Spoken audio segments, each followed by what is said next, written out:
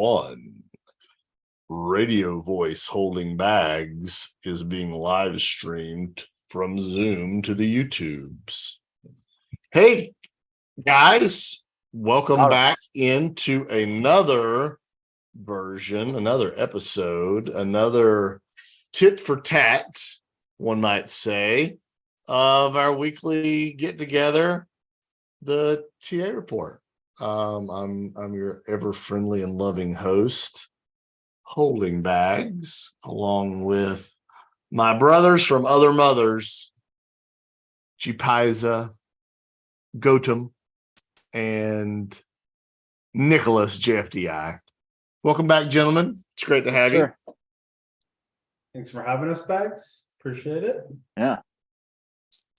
I always love it when we get together. And we're going to have to pull off one of these for real together, Nick. We're going to have to make this happen somehow. I don't know, but we're going to figure it out.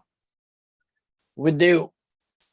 We should do like a live bar version and just like invite anybody who wants to come, all 10 of them, and Randy can lead to come to a live version of the TA report, and we'll just get hammered.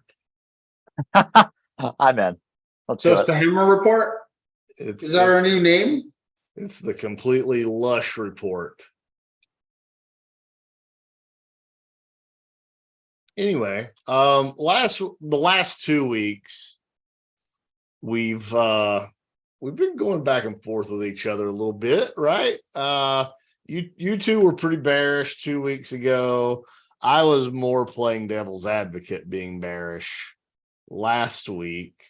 But the ending of last week, like I don't know. I felt all of bull hopes and dreams seemed to go out the window toward the end of the week. It was a down week that I think, quite frankly, had a lot of people questioning, can the markets hold up? And I was looking at charts, and I'll share with you guys what I thought about charts in a little bit. But GP, I noticed you posted something. It was I think it was end of the day Friday. Maybe not all hope is lost, or maybe just maybe a stick save in hand. What was your feeling at the end of last week? What did I post? I post a lot, right? And people quite often tell me that I don't go back and update all my posts. I'm like, dude, I have like 30,000 posts. I can't go back and I know, but it was something everybody was really bearish about the way the week closed. And you kind of had an optimistic look at either the Qs or the NQs, or it might have been the NASDAQ as a whole. But it was a tech chart that you seem to be optimistic on. I have a range of emotions post Friday, so I usually try to get out the chart, and then I don't remember it because I go through a bunch of charts on the weekend. And all right, never mind, GP. Nick, I'm looking for the post. If you don't know the post, I gotta look for it while we're talking. I'll go look for it. You just tell me how you felt at the end of last week. How about that? Oh, it was brutal, right? Like you couldn't. There was no bid, right? There was nothing all week. And like we've seen this a few times before in the last few years, and it's your negative gamma, right? It's your, no matter how many people come in and buy, the market makers, because they have to stay delta neutral, are basically just shorting the shit out of everything because they have to stay neutral, right? And so you're just in this negative gamma loop. And I'm like, this is not normal price action, like, right? It's just not. And yeah, it is if the trend is down, or if we're what I mean is, like, you mean, Nick, we've been doing this for a long time, right? So when the trend is down, it's not just straight down. Yeah, right. There's bounces. There's no support holding. You're talking about rising weekly moving averages, rising daily moving averages, rising all kinds of, like, all different types of indicators, and just busting straight through all of them. And I know indicators aren't the holy grail, but come on, that's not normal at any point when it's I not ju- like some catastrophe, right? Like the flash crash or COVID 2020 or Yeah. something that's just like 9/11, whatever. Like, it's those are moments in points in times. You don't just get this on a random freaking Friday, right? Or actually it was Tuesday through Friday. Yeah, I wasn't. I was up hiking with my wife last week, so I missed basically Wednesday through Friday. And Equities then went no bid all week, yeah, right after Monday. It literally just like someone just said, "Nope, I'm not going to do," and they all collaborated together. They're not going to do it. The reality, that's not what they did, of course, right? But you just couldn't get any momentum to the upside. So, as it's been for a couple of years now, flow dictates the show. Your post that I was referencing on Friday was Microsoft, actually, your big cup and handle you drew. Oh yes, just Maybe, just maybe. But I looked at that as Microsoft being basically a proxy, right, for the rest of the market. Microsoft absolutely. reports earnings tomorrow, and Microsoft is one of the top 5 biggest holdings in the SPY and the QQQ. So chances are, if Microsoft goes crazy or just goes to the upside, the market would tend to follow that. So anyway, that was the chart that I was referencing from Friday. Okay, and very similar charts in the SPY in the Q. They're like these consolidative patterns. They're working through weekly fibs, right? Like the full retrace on the SPX was 50%, and then it got to the 38.2 retrace, and it just went sideways for a couple of months. Now it got to the 23.6, and it's been sideways for a few more months. So we're churning through levels. We tagged the 50-week SMA today, which is a rising SMA, and this is the part that I didn't get. All of FinTwit all weekend was like, this is terrible. We are on the verge of, and I'm like, what time frame are you guys starting from? So I did Epic collapse. Huh? Everybody the whole weekend, pretty much from the midpoint of last week, has been on the, I've told you we're on the verge of epic collapse, right? Like everybody. Yeah. I shouldn't say everybody. A very large percentage of FinTwat. And I I normally don't try, like I try to form my own thoughts and not harp on to other people's views and thoughts, but I saw a lot of it. So I don't do this quite often, but I broke down the cues, right? On, I think it was yesterday or Sunday, and I started with the monthly time frame is higher. The 8 crossed the 21, it's holding the 8. That's inherently a bull trend on one of the largest time frames in the chart. And so if you have consolidative or shitty price action in a larger monthly time frame, then you should be looking to buy dips, not calling for crashes, right? That's just my experience. Maybe this time's the crash time, maybe I'm wrong, but until proven otherwise, you have like, if you see in 2022, you had the 8 curling down, right? And it was rejecting it. Here you have the 8 curling up, and it's going to find support, hopefully, is the planet. But it was so weird to see so many people so bearish. Yes, the price action's been terrible. I'm not denying any of that Well, stuff. let's just be fair and call it is what it is. Not just bearish, like near apocalyptic bearish. I mean, I think that's also coupled with a lot of the content that people are consuming, whether they're watching the news or on their fucking Twitter, or Facebook, whatever. I mean, if you're watching that shit, I would probably be in the camp that the world's ending too. I just think, yeah. But I am watching that stuff, Nick, right? And if that is what's going on in the background, yet the chart is telling you something different, then I was gonna say that today too. I was like, considering what you're seeing, like World War III breaking out, yet we haven't collapsed. this market forever, for as long as I've been in it, has been sell first, ask questions later. Yet Sure. for some reason, in this moment, we're going to be like, hey, we're just going to hold this here just to see what happens, right? We're not going to sell first, ask questions later. It's part of a larger dispersion trade, so there might be a fallout later on, but the Qs are still bullish. So if the Qs start to rise again, it will lift all tides. And maybe not every stock in like the same percentages, but to me, if your monthly time frame still reads bullish and the weeklies and the daily are kind of bearish or quite bearish, then you should be looking for places where you could potentially go long. That's my views. And if that changes, that changes. Yeah, I mean, I think you should expect the kind of the price action to be a little bit choppy and messy around these levels, you know, whether the SPY, like I don't think it's real. I think people are still conditioned to like tap and go, like crazy ass V bottom type moves where like the SPY is pulling, we're undercutting the 200-day right now. Like I would much rather see the SPY like undercut the 200-day, reclaim it, and then go versus like tap and go like V-bomb. They're not going to make it that easy all the time. And it's the kind of the same thing like on some of these like bigger cap names. I don't think we're in an environment where it even pays to like the IWM has not proven itself in any capacity.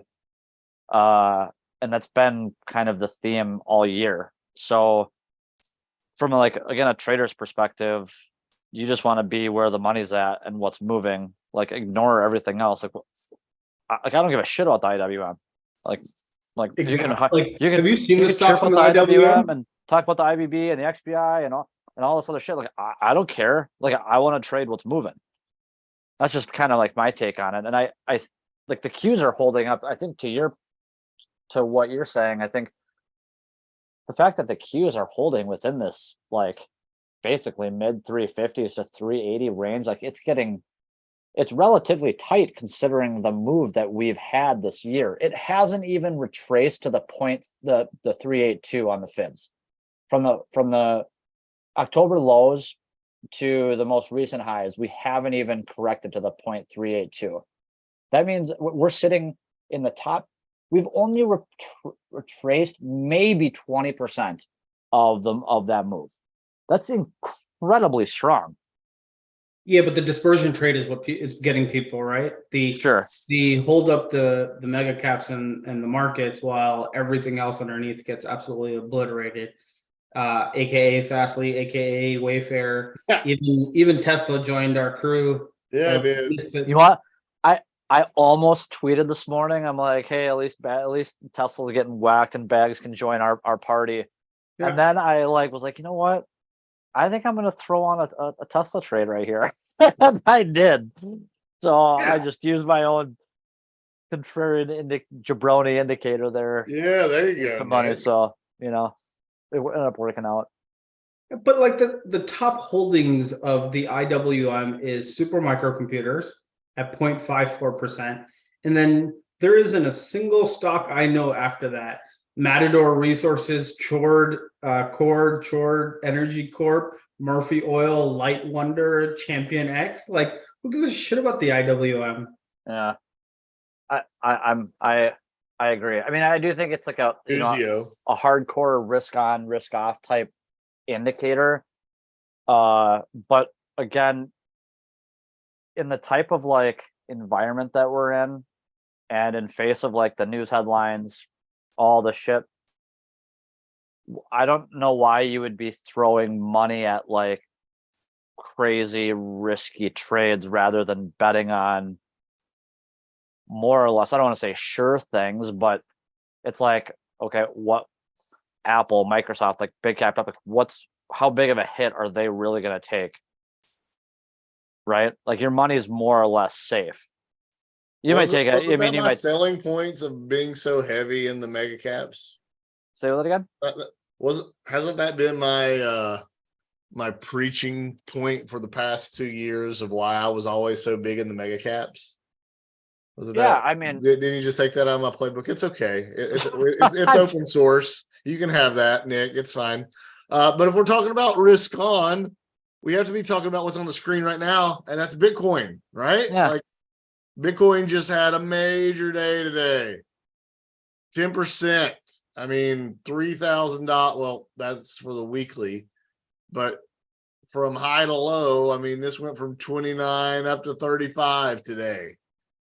And we've been watching Bitcoin. We talked about Bitcoin last month with Cookie, and he was not quite sanguine, right? He was I need to see these indicators, and until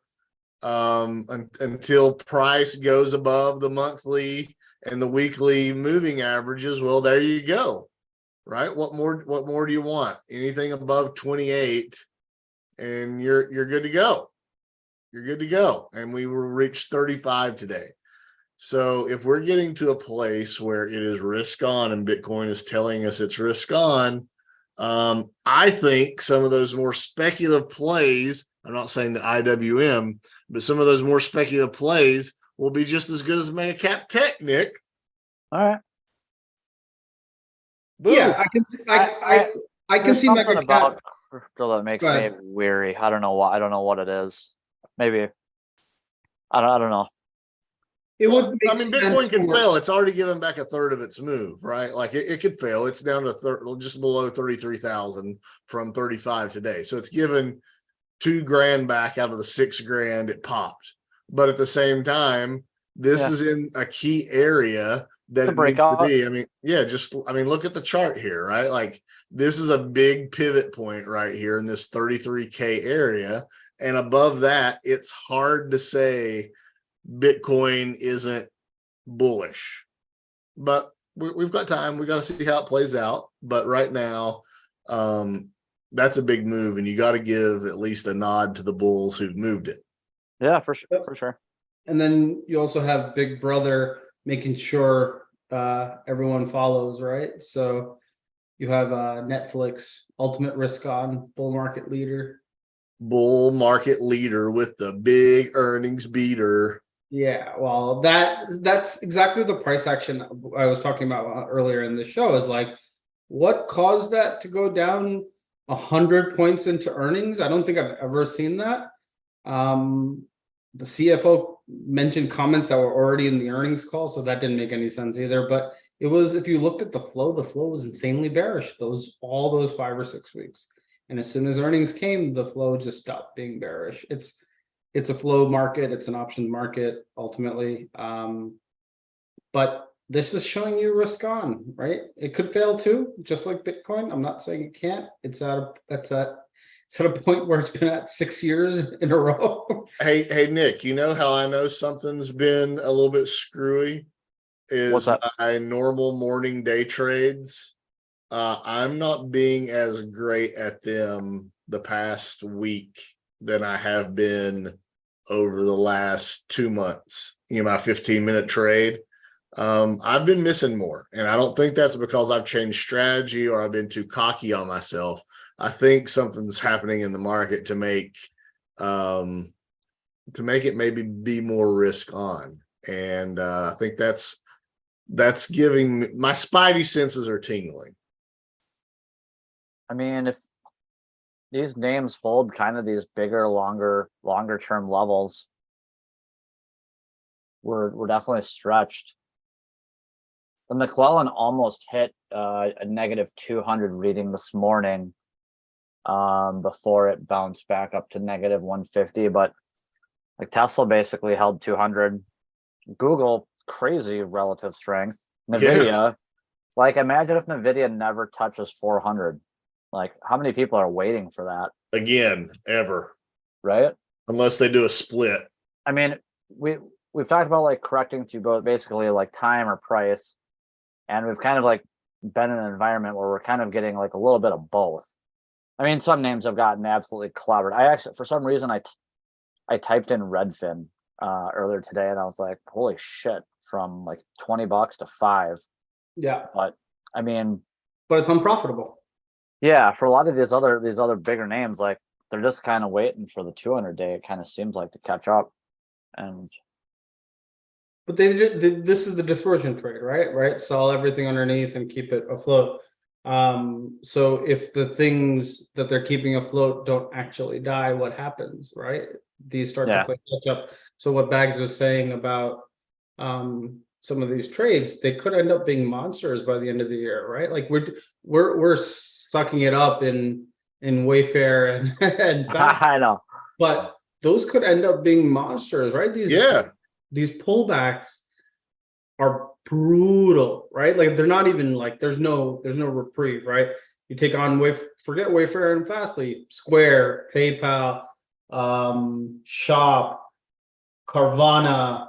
Well, just look at this base in Cloudflare, which is big brother to Fastly, right? Like, just look at this. It's got earnings coming up in 10 days.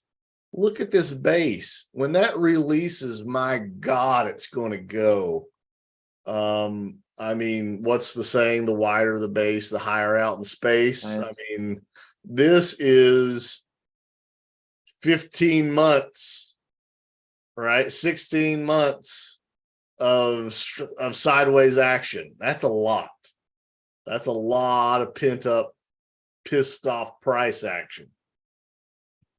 Yeah, I'm just waiting for the invalidated NVIDIA Head and Shoulders crew. I mean, they're still hanging in there for now, though, GP. I know. So this is every Monday. It's like 16 Mondays in a row. We have a green Monday and we're kind of bullish. And then we get smacked from Tuesday to Friday, right? So. I know. So can we just get like a massive gap down Monday and then we'll just call it? Yeah, well, today was a pretty decent gap down and acceleration to the upside, right? Yeah, I mean, it was almost the mirror image of Friday's action. Yeah. Friday was to the downside, today was to the upside. Yeah, I wasn't too happy with that close. Oh, I was thinking in my head, we either kind of get like a flat to slightly up open and eat into that wick tomorrow, or we just roll over and engulf it. We might have all of this stuff, but I think what people are forgetting is we have FOMC next week, right? Oh, do we? Yeah, so I think it's next week, isn't it? Like November 2nd, 1st? Hold one moment, please, and I will check that fact for you. Yeah, October 31st, 1st. Next Monday, Tuesday. I mean, next Wednesday. Tuesday, Wednesday. So like for us to die without the FOMC coming in, like I just don't believe it. And you have potential that it's fire, right? Like you also, I believe, have CPI after that coming in. But the FOMC, if they say they're done with rate hikes, I mean, will they come out and say that? they may. Who knows, right? Like we're gonna just let the system play out. I mean, one thing that we've learned over this cycle since Jackson Hole a year ago was you've got these Fed speakers who lay the groundwork. In previous cycles, it tended to be like they all were speaking their mind, and then Daddy Powell would say what Daddy Powell wanted to do. But over the last year, it's basically been they're sending these trial balloons up in the air to be like, okay, well, we may be done. We may be done. Another quarter point's possible, right? And it's been more of consistency from the different Fed speakers, the different governors out there. And I believe we heard last week or the week before from all the lineup that they're pretty much done. It wouldn't be a huge shock if they paused or said they were done, in my opinion, from all the Fed speak over the last 2 weeks. And they may say none of that, but they may imply it, right? Like, I think that's what the tone of the FOMC is going to be important. So, I don't know, to me, people calling for Black Monday crashes or crashes in general before a 1 week before a FOMC kind of meeting doesn't really make sense, but weirder things have happened for sure. But you're at or close to the end of this current rate hike cycle. Doesn't mean it's going to go down. It's not like they're going to cut it. I'm just saying they're at the end of this trajectory. So the things that can break could now potentially happen. But it's been what, a year? Yep. Over a year, almost a year and a half since they first started hiking. So you should start to see the breaks. You should have already started to see the breaks, but you're not seeing a lot of breaks yet. So maybe they didn't break anything, and maybe that's why we're kind of hanging around. Well, there's always the talk of the soft landing, the crash landing, keep the plane in the air. What if we've already experienced the soft landing? What if we're already on the ground? It's possible. Employment market's still pretty decent. I think this is probably the first time in 20 years you actually have a better savings to mortgage rate ratio, right? I think we've talked about this before, is you're actually, if your mortgage is, I don't know, back in the day, like 2 years ago when interest rates were zero, your mortgages were anywhere between 3 and 4% on average, right?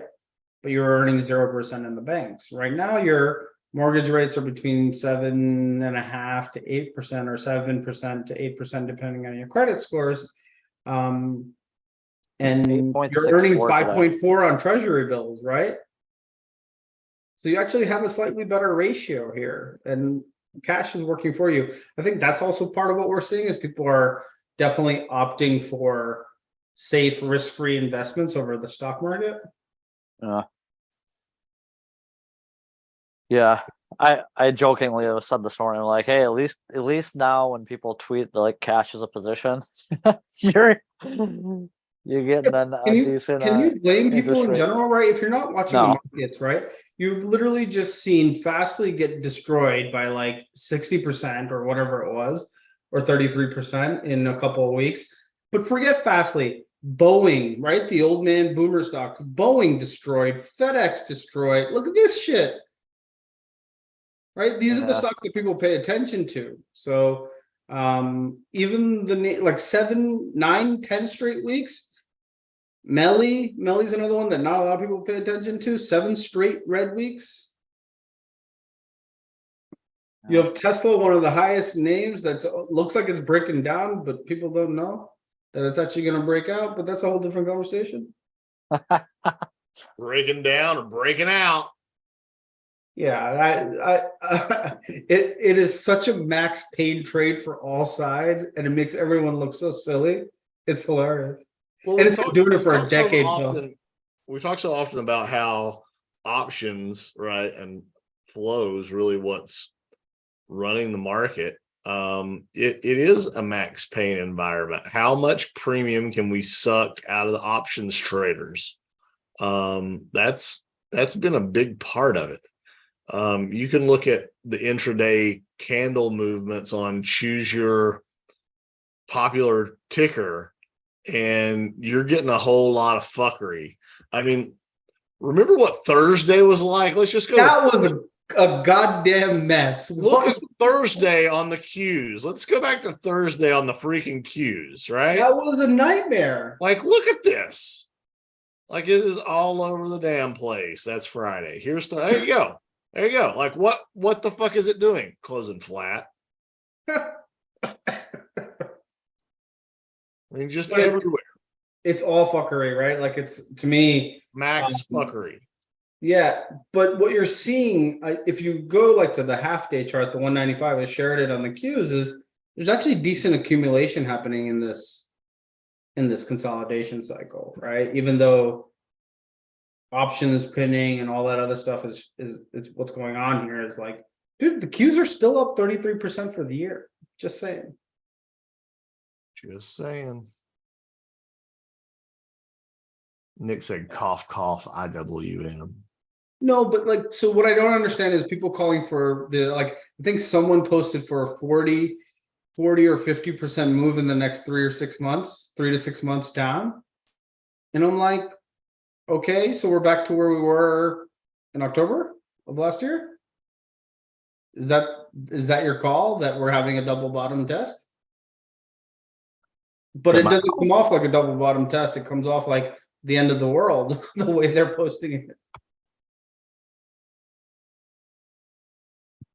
I could argue like SPY 400. And even like an undercut to maybe like mid 390s. But Argue it then. the reason I would say that is just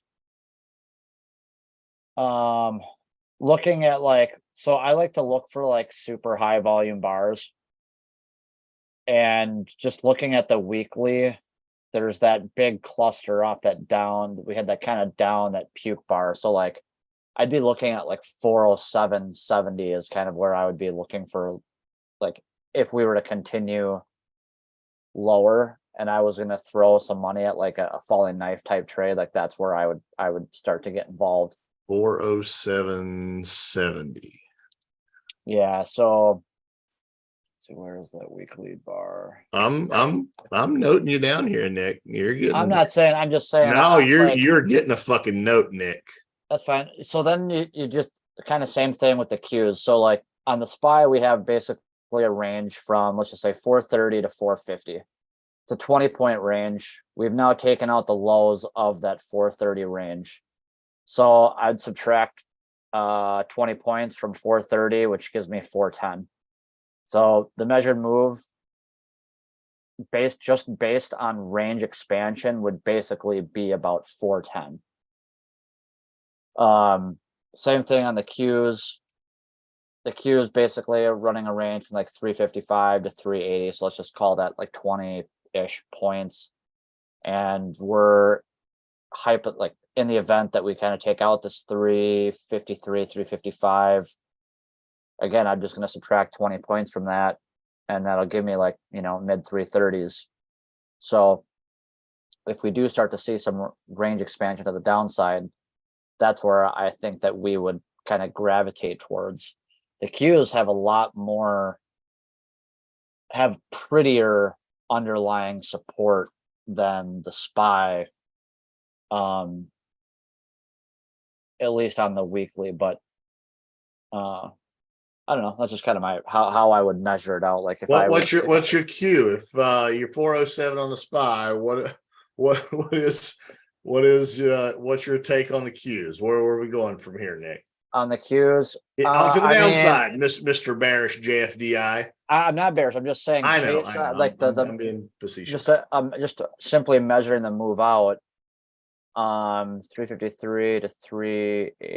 Let's call it 25 points. So basically 330. Yep.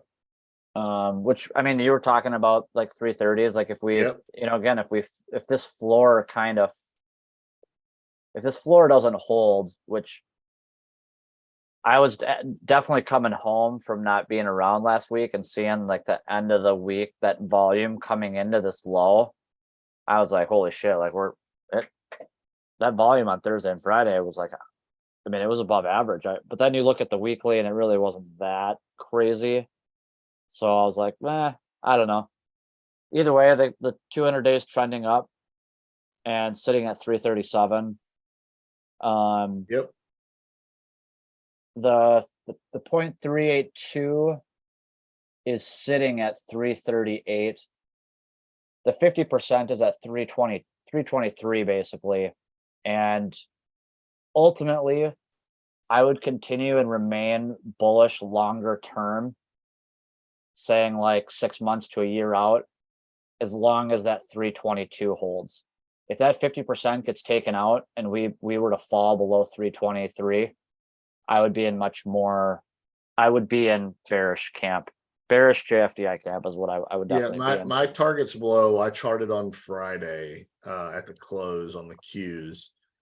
353 had to hold. It is, as of right now, it cut below it to start today, but 353 is holding. Then 348, then 338 would be sort of my number. My next level's down. I mean, the other thing that kind of had me thinking, and just speaking, I didn't realize we had a Fed meeting next week, but I could see us, the most bullish thing I think would be probably selling off into that meeting. Don't you think? I do. So I'd rather not see super like wide range violent bars to the downside, because then it's just like, then these charts need even more time to repair. But I don't know. I guess that's probably the wild card, how that kind of plays out next week. On top of that, just earnings. Like GP said, or I don't know, you said Microsoft, that thing, or Amazon, any of these names like have massive, blowout moves higher. Thinking back, like the biggest tell that this was coming was all of the splits. Like Google, I bet we talked Amazon. about this. They Yeah. needed to make sure there was liquidity, so people who are holding shares, they can get rid of them. Yeah. Amazon, Google, like you don't announce a split 5 months from now because you're taking advantage of the hot market. You're preparing for what the market's going to look like. These guys aren't idiots, right? Yeah, for sure. So like I think Amazon announced in like February that they were gonna split in July or some shit like that. I don't know who the hell does that, right? Like that's just that's prepping everyone to make sure that they're ready for what's coming their way. Because ultimately, I think Amazon used to trade like 2 or 3,000 million, 2 to 4 million shares a day, and in a low liquidity environment, as the Fed is pulling out liquidity on a day-to-day basis, those stocks would actually get hammered more. Yeah, right. The Qs certainly would not be holding in the manner that they are if Amazon was still trade. Yeah, totally. Amazon, Google, like they didn't do 5-for-1 splits, they did 20-to-1. Yeah. Right? Like, they for 20 years they didn't bother to split, but now when all the macro headwinds are hitting, they're like, hey, let's split. No, these guys have been ahead of the game for a long time, and they still continue to show you. I think we talked about it before. It was a liquidity move. Randy's here. He's bragging about his Victoria's Secret trade here. He's so happy. What was that, VSCO? Yeah. Don't worry, I'll give it back next week anyway. So that's the market.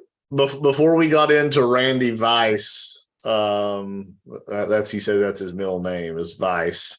I think, Nick, that you're exactly right on the most bullish thing would be weaker into the Fed meeting next week and then just absolutely blast off. Now, that doesn't mean it needs to be these types of big move down candles. Like it can still be weak and still hold right above 415. It can still feel bad. But I think 434 is coming quickly. I think we're going to pop up to that 434 range and or higher, quick, fast, in a hurry whenever that bullish catalyst is. It's just my pivot mark there that I just put down. One man's opinion, but I think we're going to rip up to there. It is mind-numbing for how many ugly charts there are. It is just I pull up charts on a day-to-day basis, and I'm like, wow, this is so ugly. Yeah.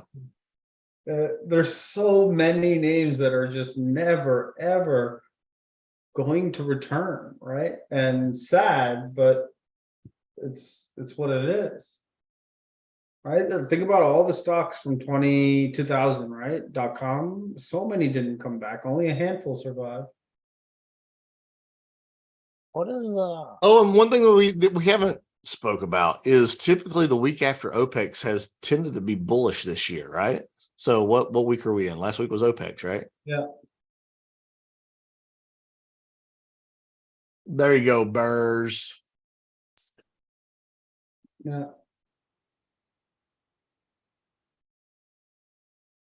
You keeping an eye on gold? Why should we? I mean, it put in an. It's just going to reject 2089 again. Don't worry about it. I mean, I like that big old monthly engulfing bar.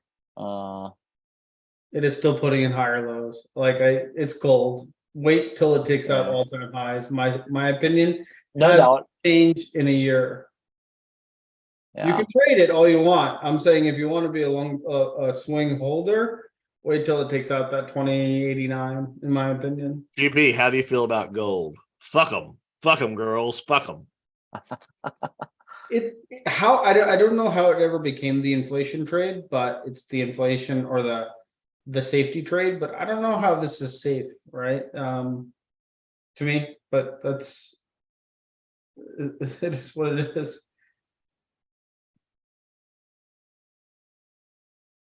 You got your eye on anything, like anything you just I'm kind of watching that you think is setting up well, or For me, today's big merger announcement makes me want, and it's probably not going to be a popular opinion, but it really wants me. I've been looking all day for a longer term swing on short position in XLE. sure. That they bought Hez, right? I believe Yep. Chevron bought Hez, and to me, when you get these kind of merger consolidation cycles, especially in the oil field, it's usually tends to be closer to the top than it does to the bottom, right? Because they can't grow, right? Ultimately, so they're looking for synergies and stuff like that. So whenever you see these kind of consolidation cycles in oil, they tend to be closer to the top than the bottom. So I've been looking for something to The short. kind of swing short for a while, but not yet. It's bound to have another few days of fuckery, to be honest. So I don't like taking a swing short when it's starting to decline. I'd rather wait for it to Decline. bounce a little bit more. Yeah. My CarMax short, man, I want to hang my hat on the CarMax short. I should have stayed in it longer and should have been bigger in it. That's been a clean one to the short side. Look at that beauty. I still, you ask what we're watching. I still like Rivian, Nick, and I'm gonna die on that hill. It's holding right where it needs to hold, but yeah, price needs to get back up into the 20s. But as we've talked about numerous times over the past few months, if there's another electric auto manufacturer to be in, not named Tesla, I'm going to stick with it. I think we've got a little descending wedge here happening in Rivian that I can see that. can play out.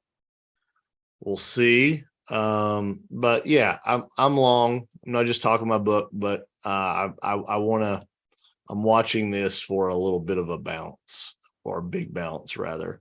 It's going to come back into the top of this range box, and once it gets in the range box, then happy new year bags. I mentioned net earlier. Net, another name that I'm long and I love.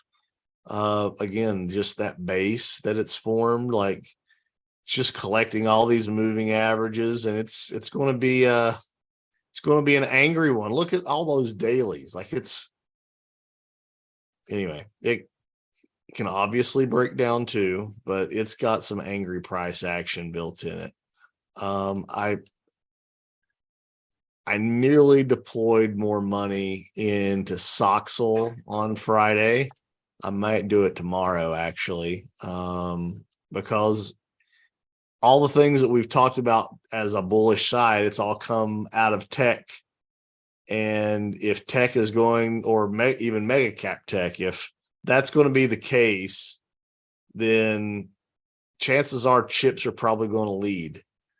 And it could easily turn up here and blast through that $30 zone. So talking my book a little bit, but those are the things I'm really keeping my eyes on. We talked about cybersecurity a ton. Doesn't matter who it is, from Zscaler to CrowdStrike to Palo Alto. I still think they're all winners. So I'm always keep my eye on cybersecurity. They look good, but I'm kind of in the camp that I alluded to earlier, that I'm not giving up on speculative stuff. And that even means Roblox. I mean, for crying out loud, Roblox has been a dog, but it's kind of building out a similar base to what net is. And while I've said maybe I might get out of it once it gets into the 50s, I don't know. That might be the time that I should be the longest. Buying more. So, yeah. So I've been thinking about that too. I've got a lot of high beta names in my portfolio, and I thought maybe Roblox could be the one that I got out of. But if it gets back up here into the 50s, that might be the time that I need to be more of it instead of less of it. So I think high beta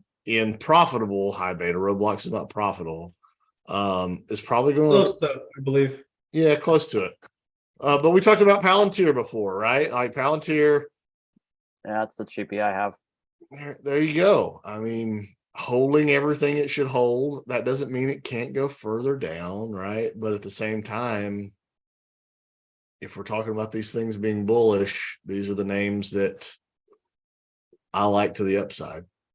And you see it in Palantir. Palantir is profitable, not greatly profitable, but profitable. Yep. And what you see is not the complete breakdown like you've seen in Wayfair, Roku, and so many other names, right? Like these are not profitable yet, so the dispersion is high. Roku from 100 straight to 658, like didn't even flinch, but also on the verge of profitability. So you're starting. You've been seeing the distinctions for quite some time now that the profitable companies are going to struggle, right? Like Instacart. I mean, non-profitable companies. Look at Instacart, right? Maple Bear Incorporated couldn't be profitable in the 10 years that it was non-public. Goes public. What do you think is going to happen?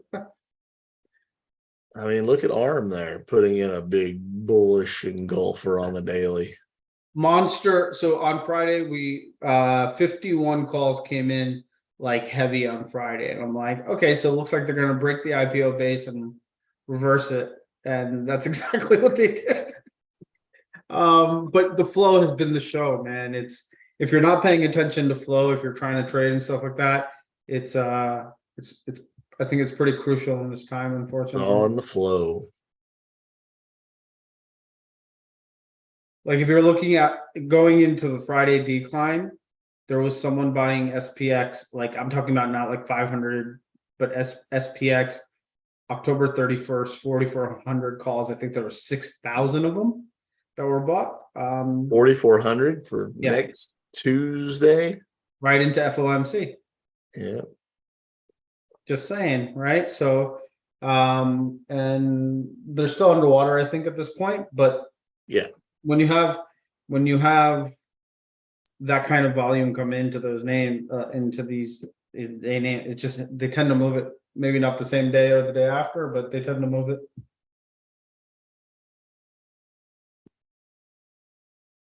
You know what's a name I'm scared to mention, but I kind of like?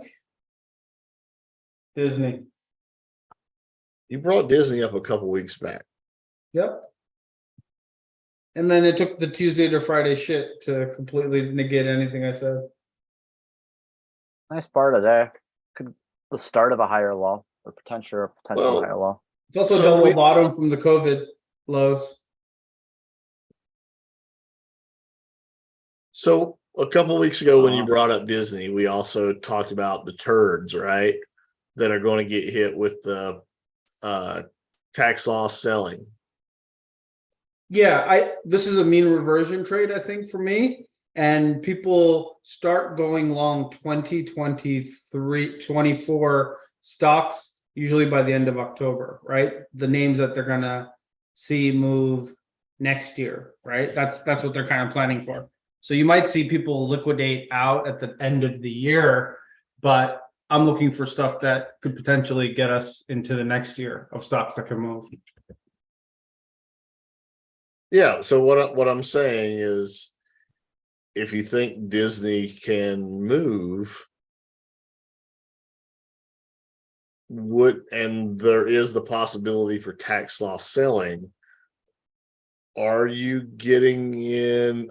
Are you taking 2 months of time that you could wait a little longer to get in Disney, or a month and a half of time? The way I'm looking at this is it's a short-term trade mean reversion back Got to it. 200 day at 92 or 93 or whatever that mark is, and then into the end of year create the double bottom, Got it. right? And so that you'd be looking at longer term calendars going into the end of the year for Disney. Yeah. Time frame. It's always helpful. Yeah. So like I'm looking at it, it's a mean reversion trade at the moment. Let it become the mean reversion trade and then get the hell out, and then wait for the mean reversion traders to sell it so it can come back down and give us the double bottom test, which would put us in line a couple of months after it's tested, it's made a new bottom, right? So a new low. Yeah. So, and that kind of lines up with tax loss selling. It's a general framework. It's not, day-to-day stuff.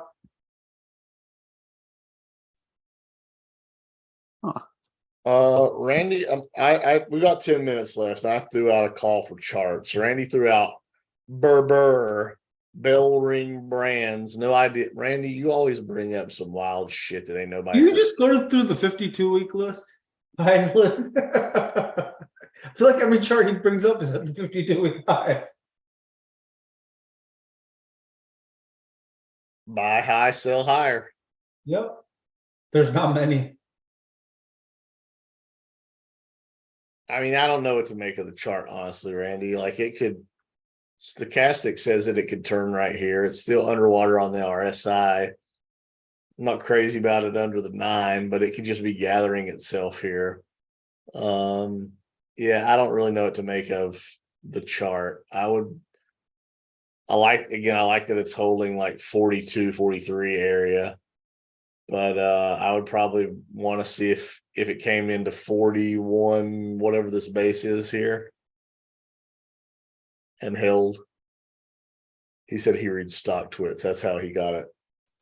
Mark. CELH, Celsius. We talk about Celsius all the time. This looks like a bear flag to me. It's holding the gap still. I don't know. What do you guys think? I think it has a date with a 200 day, but that's just kind of a date.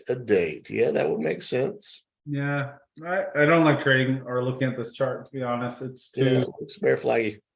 It's too nothing, and then everything, nothing, then everything kind of chart for me. So you can go months without doing anything, and then bam, right? Yeah. So it's not usually on my list of traders, so to speak. I've been watching. I mean, I have Cell H and Monster on my or I have had them on my radar list. Cell H has been a major growth name, so a lot of growth traders have been kind of all over it. Yeah. Do you remember the Michael Burry stock? Which one is that? Ultimately failed. Right? GEO, the prison stock. GEO. GEO. I haven't looked at this chart since it failed and stopped me out of everything, but it kind of looks all right. That looks very intriguing. Huh. I mean, I like the daily and the weekly. I don't like the monthly at all. No, you never look at monthlies on these garbage names. This is momentum trade, right? This is not. For me, it wouldn't be a long-term investment, but it's a momentum trade. So, I mean, if it can take out that basically $9, it could probably dip back to 12. It retested the 200-day. It is basically got this mini kind of cup and handle. Not that it's a cup and handle down here, but kind of consolidative. It's interesting because it's a frying pan. Yeah, and you see the volume picking up, right? On the upside days, while price doesn't really move anywhere, There was big accumulation going on there. That looks like a frying pan bottom to me. The other one, which tells you there's some risk on and there's some creepy dudes out there. Snap. Dick pics. That's right. Yep. They're on the server, bro. Just hope you guys know that. I don't know what that means. Server, bro. That shit is saved 100%. Everything's saved. Once it's on the internet, it never disappears. I don't It know. is there forever. Never. Yeah. Randy, it's there forever, Randy. But this one that's been looking miserable for very, very, very long has now had 3 green weeks while the markets have been dying. Gigantic base. Yes. I was gonna bring up DraftKings and Uber. Randy and I went back and forth with Uber a little bit today. I like it. Uber's kind of on my list for I want it more on weakness. Uber's head and shoulders. Uber head and shoulders. Yeah. On the weekly. No, on the monthly, it's a head and shoulders. That's if that plays out, it's going to 0. Jesus. I found a new short play. Well, I mean, what I was looking at on the weekly is basically kind of where it's sitting right now. We've got a lot of tight weekly closes back in July, right here in the low 40s, and I don't know. I was thinking again, kind of along with the cues. If the floor doesn't hold, maybe I could get a chance at like mid 30s. But DKNG was the other one that I thought. We're going back to yellow cabs, Nick. Yellow cabs. Yellow cabs. We're going back to yellow cabs, but DKNG does look good. Yeah, I don't know. It's holding up all right. I don't like the short-term moving averages. You know, they're all starting to kind of curl down, but Don't like the monthly at all, though, on DKNG. yeah. That's a lot. That's a lot of sell volume on the monthly. I'm still keeping my eye on Airbnb. I canceled my puts at 120 or my sell to open puts at 128 because there's really no reason to buy at 128 last week. But I'm still keeping my eye on it. I like it still as long as it's holding this 120s. So it still looks a little weak, but that's something I'm keeping my eye on, Nick. Do me a favor. Look at the monthly Walmart chart. WMT. Walmart and Costco. Walmart actually looks better than Costco now. It does now, yeah. Costco CEO stepped down and Costco started to look a little suspect. When did that happen? I missed that. Is that what the wild price action's been the last couple of weeks? Yeah. Huh. Costco CEO stepped down. Jason says he likes snow. It reminds him. Yeah, it does remind me of net. Yeah, I can see that 100%, Jason. 100%. Let's flash net up there real quick. Pretty similar. They all look the same, aren't they? They're all just kind of they all look the same. They're all candles of red, green. Look at Bill, look at D-Dog. They're all the same damn PayPal, Square, literally just sideways. Pick one and go with it. Except Uber's giant head and shoulders on the monthly. Yes.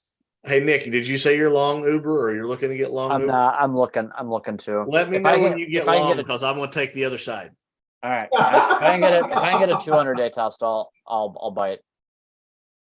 The other chart, at the very least, give me a chance at 40. Twat at me and let me know. Okay. The other chart that could be a really good short is Oracle. Yeah, that looked weak, didn't it? There was a monster volume bar. Yeah, that looks like a cat turd in a dog's mouth. Yeah. So it's already broken that pivot high of like 106 area. We take out like obviously we take out last week's low. I think it has the potential to go all the way back to 90. Look at that monthly head and shoulders building out there. Yeah. Yep. Wow, that would completely wreck some people if it fell back into the 60s, wouldn't it? Potentially. What is a golden cross? Is that when the 50 crosses the 200 or what is the Yeah. golden? 50 cross above the 200 is the golden, and other way is the death cross. Randy's yelling at you now, GP. Uber had a gold cross. Yeah, Did such it? 200. What's it look like on the monthly? What, you don't like head and shoulders anymore? I do. I'm just saying Randy was the one yelling at you, not me. Isn't Well, that, him and I were chirping about Uber a little bit earlier today. isn't that the rage these days? Head and shoulders? It is. That seems to be the one chart pattern that everybody just is completely hung up on all the freaking time. Just so infatuated. Randy, I'm just appeasing the crowd. That's all I'm doing with these head and shoulders calls. We got to be bearish on some things, right? Oh, I'm bearish on a lot of things, right? Macy's looks like garbage, right? DLF doesn't look good.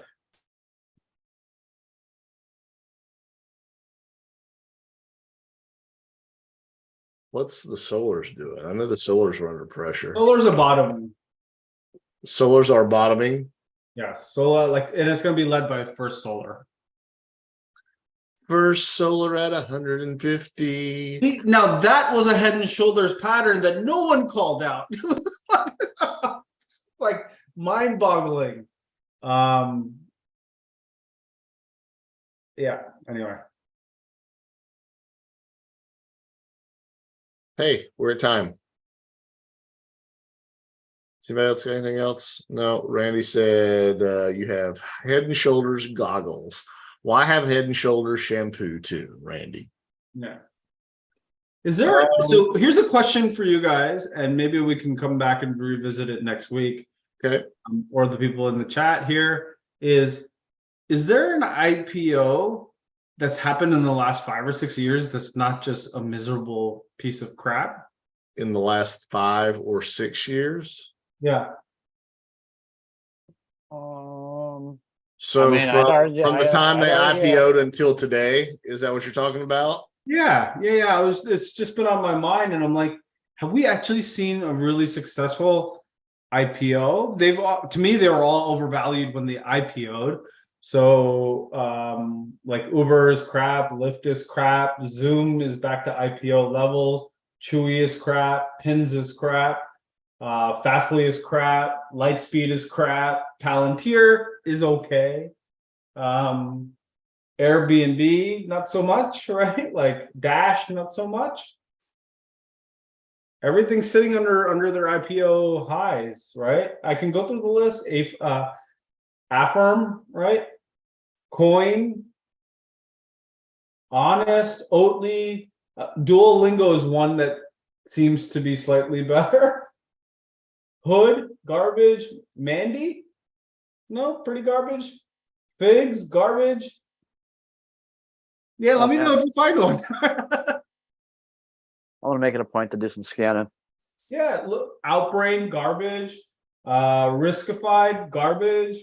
F45 Holdings, Mark Wahlberg's holdings, garbage. European Wax Center, garbage. I can literally at Power School Holdings. I have a list of all the IPOs that have happened in the last 5 or 6 years because I add them every time they happen. And I hadn't seen anything, but if you guys see anything, let me know. Call at your boy. Yeah. Hey, At your boy.